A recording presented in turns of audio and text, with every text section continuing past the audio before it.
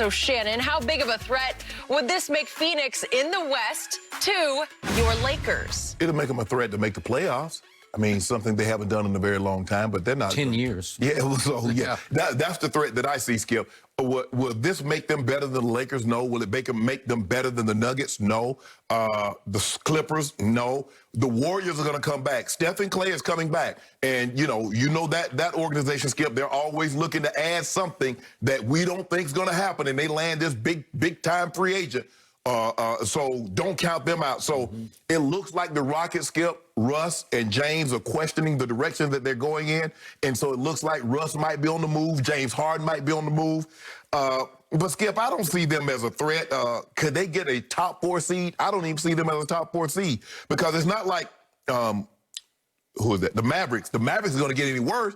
If Porzingis come back healthy, they're going to build on what they got. The Blazers, Utah, Memphis or New Orleans. So, Skip, I see them as a playoff team as opposed to being on the outside looking in and having this mad scramble and they finish a half game out because of the play-in situation. But I don't see them as a threat to any of the big 3, big 4 seeds in the Western Conference. The West is loaded, and it's going to get even more loaded if they get Chris Paul. But I don't see them as a threat. Would LeBron see it as a threat if his... I think he's his best friend, but it's close. Right. I don't know that for a fact. But if Chris Paul, a very close friend of LeBron's, signed off on going to Phoenix instead of coming to the Lakers, because there was a report, a couple of weeks back, that he was in the mix to go to L.A. Obviously, who put that in the mix? Okay, he lives, obviously, in Los Angeles. Well, we wasn't in the kitchen. Me and Rob and Jeannie Buff were in the kitchen cooking that up, so I don't know who cooked that story. Okay. Are you down on that notion? Yeah, I don't think, no. It's too much. $85 million over 2 years no, we got other issues. I'd rather spread that. Because what we've seen, Skip, even though we didn't land Kawhi, Rob took that money, spread it out, and the depth is what won us a championship. Rondo is what won you a championship, and he's going to the other LA You team. hoping that's... I'm not hoping. I just think it's a done deal. We'll see pretty quickly because the window is about to open. Might lose KCP. KCP said, I ain't cutting no deals. Okay, fine. So, Chris Paul. What do I think of Chris Paul in the biggest picture? I think he's been a little overrated his whole career. He's not transcendent. And you know why he's not transcendent? Because he's just too short. He's 6 foot tall. He's 6 feet tall, so he does the best he can with what he has to work with. Is he a great shooter?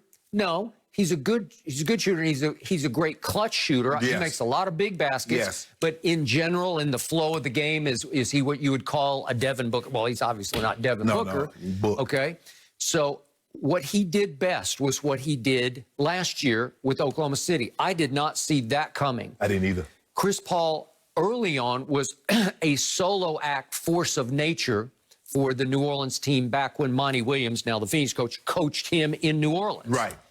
That team scared the holy hell out of my Spurs in the playoffs. Right. Just because of the little 6 foot tall guy who was just a pit bull. He was hard to deal with just because of his competitive fire. But as he began to age and he's been injured, hamstrings right and left, he's now 35 years of age. But last year, he goes to Oklahoma City, and I thought he might just kind of mail it in like he got stuck there after he got shipped there. He did not mail it in. He led that group to 44-28, which tied for the 4th best record in the West with Houston and the Utah Jazz. That's pretty great. And that team was Shea Gilgeous and Steven Adams and Dort and Gallinari and who's coming off the bench, Noel, Basley, and Schroeder coming off the bench. Not bad, but still, Chris Paul was the driving force of that team, right? But you said something. You said the 5-month break helped LeBron James more than anybody. Actually, it helped Chris Paul, given his history of how he wears down every single year. I think the 5-month layoff helped him more than anybody because given his history, Skip, what we've seen, normally come playoff time, it's a hamstring, it's a knee, it was something. So he got a 5-month break and was able to finish up the season strong. Okay. What am I seeing in Phoenix? It's what I saw catch fire in the bubble over those last 8 games. That was scary good. Yeah. They were playing so hard and so hot for Monty Williams. And Devin Booker is an all-star already, and he's only going to get much better. To me, if he had Chris Paul, that would take him up a level. Because one thing about Chris, he's not selfish. He averaged 18, 5 rebounds, 7 assists last year, but he distributes. He is what you would call a pure point guard, right? Yeah. So would he help Devin Booker, who, by the way, had averaged 7 assists himself? Yes. They would be a lethal backcourt combo. Well, Skip, it's not like Rubio was trash. Rubio was fourth in the NBA but you know assists. I got it, but you know what? Chris Paul's just a notch above. He's a step better than Rubio. Okay, because you'd have to probably trade Rubio and a guy you love, Oubre. Yes. Okay, you'd have to trade both of them, both for salary and for players, back to Oklahoma City. And some draft picks. Okay. OKC gonna have like 40 first-round draft picks in the 20s. And watch him. He'll nail them all. That's just what he does. But listen, DeAndre Ayton is going to be an all-star. Yeah. So if you have 2 all-stars and a perennial all-star in Chris Paul, I think they're going to be better than you're giving them credit for. I'm not saying they're better than the Lakers, but top 3 seed? Top 4. Yes, top 4. They're going to cause problems in the West, which is already hard enough as it is. But when I look down the rest of the roster, that Mikal Bridges and Cameron Johnson and Dario Saric, if they keep him, which I think they would, and they acquired Cameron Payne, and I've always loved Javon Carter back to West Virginia because he defends and just shoots the lights out. But Skip, at that salary, you're going to have to give up a lot of players, not just Oubre and Rubio. You got to think about Chris Paul's salary. It's 41 this year. It's 44.5 next year. Okay, but sometimes this boggles my mind. The thought is they have $20 million in cap room that if they can trade the requisite salaries back, and I know it's a lot of money. Isn't Oubre free though?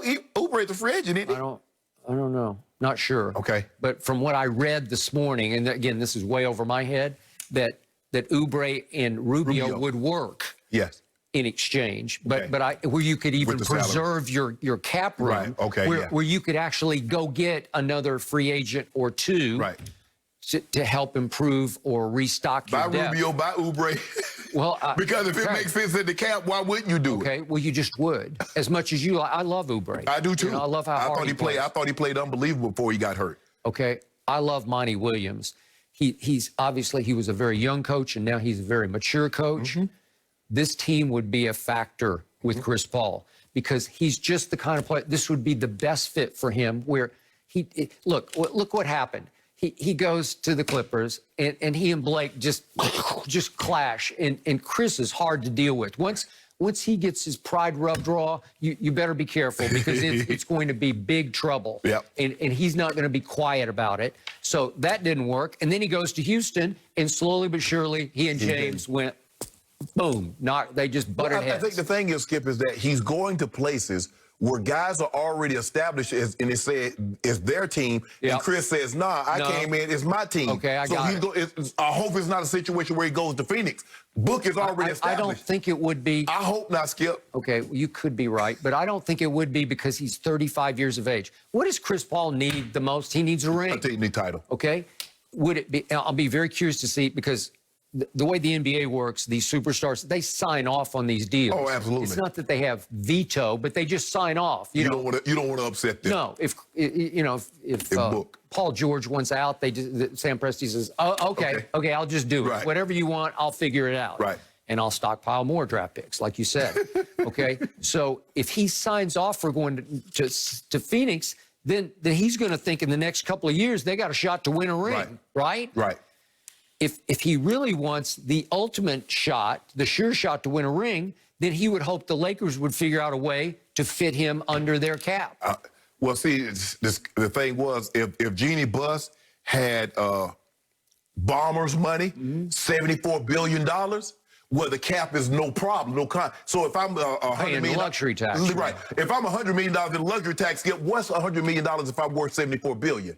But unfortunately, the Buss family is not like that. So the Clippers were more likely to go into luxury tax hell as opposed to the Lakers. The Lakers must be smart about this, and we will. We got something up our sleeve. We got something brewing. You just sit over there. Well, how do you know?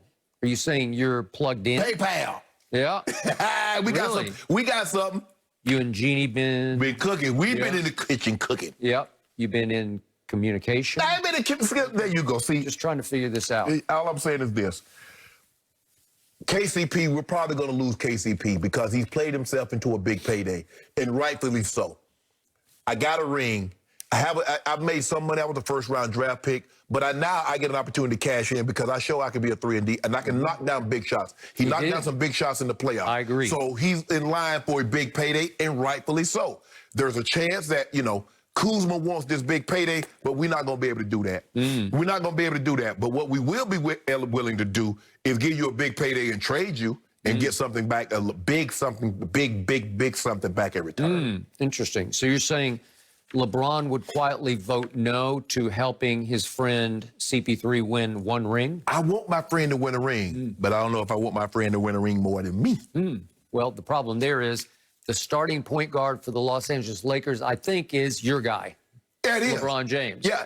So if Chris Paul wants to be the starting point guard, I don't know exactly how that works. And that's what helps the Clippers with Rondo. The Clippers can offer him something we can't. That's a starting job. The money's going to be the same. Probably. But the title will be different. It's kind of like two jobs. Okay, the job go have the same pay, but one has a better title. I don't even think it's title. One has more opportunities. Starting point guard. That's what I'm saying. Backup point guard. Yeah. It's the same job skill, but one has a better ring to it. Speaking of rings, I'm hearing rings in the future of the Clippers. No, you don't hear that. That ain't nothing. I don't know. That ain't nothing but a dial tone. That ain't nothing but a dial tone. Way to go before we're talking about rings. You still got that landline. That's what he got, Jen. He got a landline. Working his way up from the basement still.